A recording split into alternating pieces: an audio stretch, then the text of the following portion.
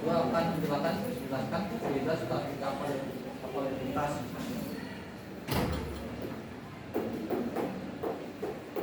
Nama saya Muhammad Tafal Hakim. Nama saya Kemal Rizal. Nama saya Rafael Edisiono. Nama saya Vera Dewi Damayanti. Ya, sebelum kita beralih ke kapilaritas yang lebih dalam, alangkah baiknya kita memang mengetahui lebih apa itu berbagai pertanyaan terkait kapilaritas. Yang pertama adalah apa yang kamu ketahui tentang kapilaritas? Yang kedua apa yang kamu ketahui terkait kohesi dan adhesi? Dan yang ketiga adalah apa korelasi antara kapilaritas dengan kohesi dan adhesi? Pengertian tegangan permukaan adalah gaya atau tarikan ke bawah yang menyebabkan tingkat cairan kontraksi dan benda dalam keadaan kapilaritas penurunan naik atau turunnya permukaan zat cair dalam suatu pipa kapiler. Kohesi dan adhesi. Kohesi adalah gaya tarik menarik antar partikel yang sejenis, sedangkan adhesi adalah gaya tarik menarik antar partikel yang berbeda jenis. Hingga dari berbagai pertanyaan yang di atas dan disimpulkan dengan pengertian yang ada dijelaskan oleh saudara dapat kita korelasikan bahwasannya gaya kapilaritas dipengaruhi oleh gaya kohesi dan adhesi. Jika gaya kohesi lebih besar daripada gaya adhesi, maka timbul meniskus cembung dan fluida akan turun dalam pipa kapiler. Contohnya yaitu raksa yang berada di dalam wadah kaca. Sebaliknya, jika gaya adhesi lebih besar daripada gaya kohesi, maka akan timbul meniskus cembung dan fluida akan naik dalam pipa kapiler. Contohnya yaitu air berada dalam wadah kaca. Berarti besarnya penurunan atau kenaikan zat cair sebanding dengan gaya tegangan permukaan. Jadi dapat disimpulkan bahwasannya besarnya penurunan atau kenaikan zat cair sebanding dengan gaya tegangan permukaan yang didapatkan. Untuk rumus kapilaritas, sebelum saya menjelaskan tentang rumus, saya akan mengenalkan masing-masing besaran dengan simbol dan satuannya. Yang pertama ada gaya dengan simbol F dengan satuan Newton, yaitu ada juga tegangan permukaan dengan simbol gamma dengan satuan Newton per meter. Ada juga panjang dengan simbol L dengan satuan meter. Ada juga massa jenis zat cair dengan simbol ρ dengan satuan kilometer per kubik. Ada juga tekanan dengan simbol P dengan satuan Newton per meter persegi. Ada juga luas penampang dengan simbol A dengan satuan meter persegi. Ada juga percepatan gravitasi dengan simbol G dengan satuan meter persegi. Ada ketinggian dengan simbol H dengan satuan meter. Ada jari-jari dengan simbol R dan seterusnya. Di sini kita mencari H. Kenapa kita mencari H? Karena kapilaritas adalah suatu fenomena naik turunnya suatu permukaan tertentu. Jadi di sini kita akan membuat persamaan sebelum kita sampai ke rumus masalah. Jadi persamaan pertama kita dapatkan dari tegangan permukaan yaitu gamma sama dengan F per 2L. Karena di sini kita mencari persamaan F, maka menjadi F sama dengan gamma per 2L. Karena di sini tegangan permukaan antara permukaan zatnya dengan pipa kapiler, maka L tidak dengan pipa. Jadi F sama dengan gamma kali 2L. Di sini dapat diketahui juga bahwa tegangan permukaan vertikal sama dengan tegangan permukaan kali cos theta.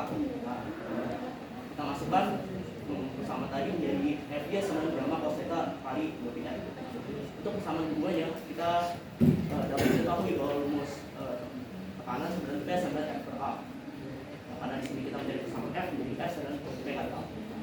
Di sini P sendiri adalah ρBh, A-nya pi r kuadrat karena kita mencari luas lingkaran. Jadi F sama dengan ρBh kali pi r kuadrat. Kita masukkan persamaan satu dan persamaan kedua menjadi gamma cos theta kali 2πr sama dengan ρBh pi r kuadrat. Pi r kita coret menjadi 2 gamma cos theta sama dengan ρBhr. Karena di sini kita mencari H menjadi ρBh kita pindahkan jadi H sama dengan gamma cos theta ρBh. Ini juga ada tegangan permukaan beberapa zat cair. Yang pertama ada raksa dengan tegangan permukaan 0,44 mikrometer. Ada juga alkohol dengan tegangan permukaan 0,02 mikrometer. Dan juga air dengan tegangan permukaan 0,05 mikrometer, 0,02 mikrometer, 0,059 mikrometer, dan 0,09 mikrometer. Terus di sini ada contoh-contohnya. Yang pertama ada kenaikan air pada tumbuhan. Nah, kenaikan air pada pembuluh tanaman akan dimasuk silen ini termasuk dalam kapilaritas karena yang disebut silen terjadi di bagian akar menuju airnya menuju daun dan itu termasuk kapilaritas karena naiknya air dari akar ke daun itu termasuk kapilaritas. Terus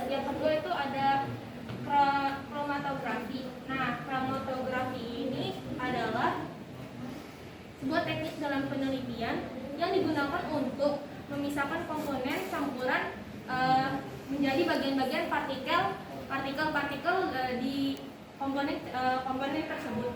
Nah, di sini kromatografinya itu contohnya peristiwa naiknya air melalui celah-celah pada tisu, sehingga jika diberikan warna pada tisu maka warna tersebut akan berpisah-pisah. Terus yang ketiga ada obor. Kenaikan minyak zat cair pada obor menuju ke atas dikarenakan adanya kapilaritas hingga zat cair naik ke atas.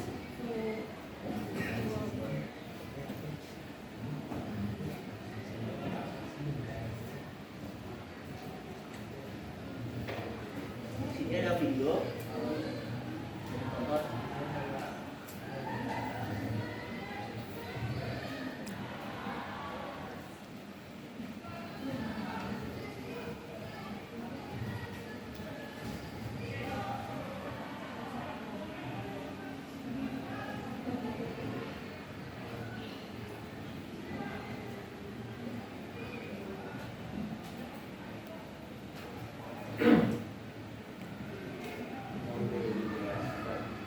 Jadi di sini ada tisu, pertama ada gelas. Gelas satu dan gelas tiganya diberi pewarna. Gelas tiga diberi pewarna dulu dan gelas pertama dikasih pewarna putih. Kemudian diaduk.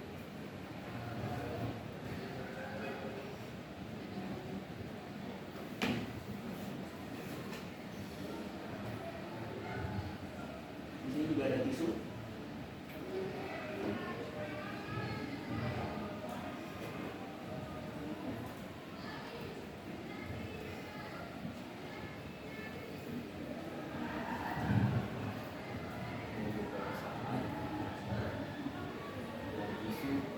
Lama-lama ke gelas kedua.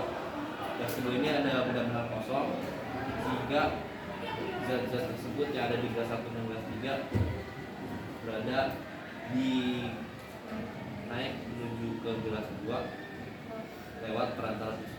Tisu itu bisa dianggap sebagai pipa kapiler. Ini disebut dengan peristiwa kapilaritas, peristiwa naik turunnya air melalui celah-celah kecil yang disebut pipa kapiler.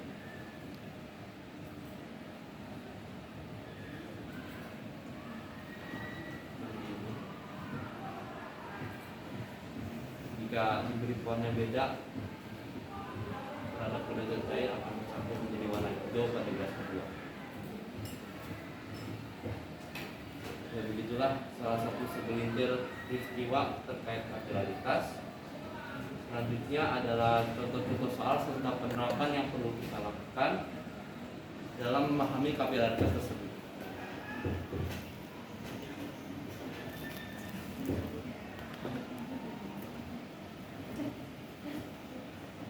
Oke, try and then.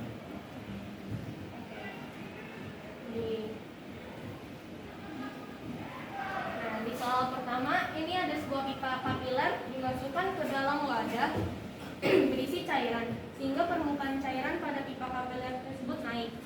Nah, tinggi cairan yang terukur sebesar A. Jika tinggi cairan di dalam pipa kapiler ini tidak besar, hal yang dapat dilakukan adalah ini jawabannya memperbesar tegangan permukaan cairan, karena berdasarkan persamaan kenaikan tinggi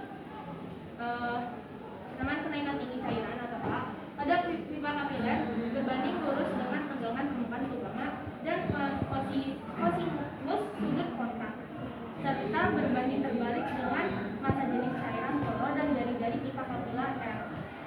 Percepatan gravitasi dianggap tetap sehingga tidak mempengaruhi tinggi cairan.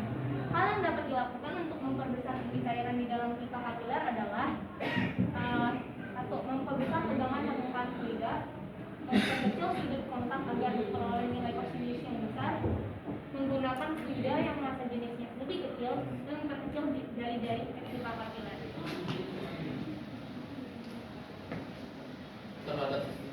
Terdapat sebuah pipa kapiler dimasukkan ke dalam pada usai fluida S. Hal yang harus dilakukan agar fluida cenderung naik dalam pipa kapiler adalah kapilaritas adalah di dalam naik atau turunnya fluida dalam pipa kapiler atau celah sempit karena adanya pengaruh gaya koeksi dan adhesi. Satu, jika fluida komponen gaya koeksi lebih besar dari gaya adhesi, maka fluida akan cenderung turun dalam pipa kapiler. Dua, jika fluida mempunyai gaya koeksi lebih kecil dari gaya adhesi, maka fluida akan cenderung naik dalam pipa kapiler. Dengan demikian, agar fluida cenderung naik dalam pipa kapiler, fluida harus mempunyai gaya koeksi lebih kecil dan dari gaya C. Jadi jawabannya 4 adalah B.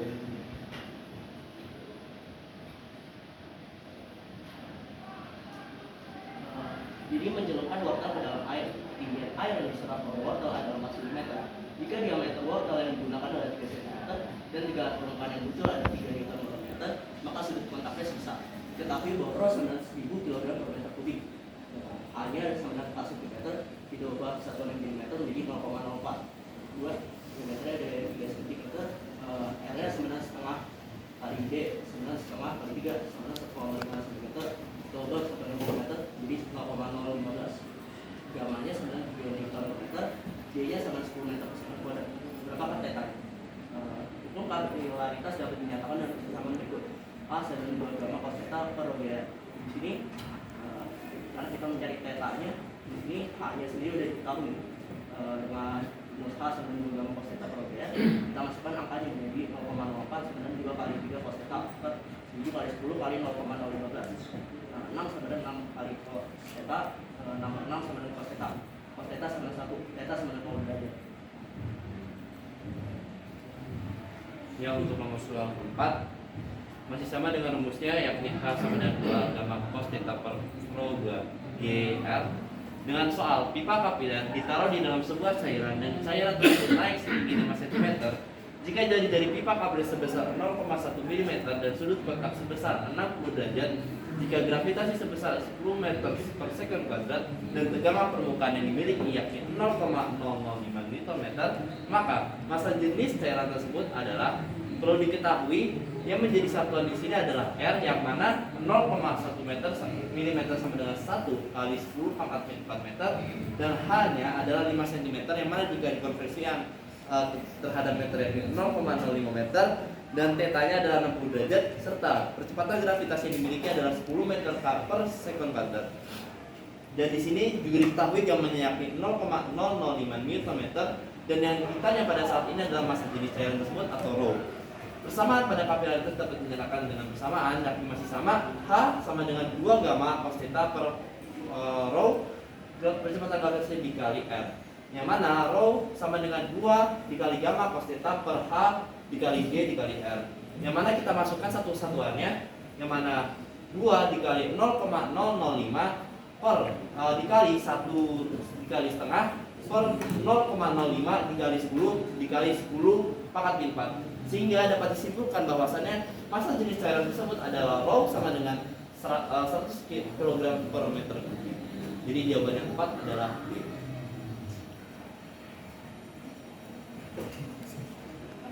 Jadi di sini yang soal sebuah pipa kapiler dengan jaringan dimasukkan secara vertikal ke dalam bejana berisi air. Massa air yang naik pada pipa adalah M. Jika pipa kapiler yang digunakan berjari-jari 0,5 R, massa air yang naik pada pipa sebesar. Nah, ketinggian air yang naik pada pipa kapiler berjari-jari R sama dengan H1. Ketinggian air yang naik pada pipa kapiler berjari-jari 0,5 R, itu H2. Adalah H1 per H2 sama dengan 2 gamma cos per PGR per rho GR sama per 2 gamma cos per rho GR2.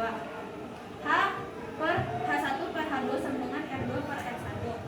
H1 per H2 sama dengan 0,5 R per R. H2 sama dengan 2H1. Massa air yang naik pada pipa berjari-jari 0,5 R dapat diketahui melalui perbandingan berikut. M1 per M2 sama dengan rho V1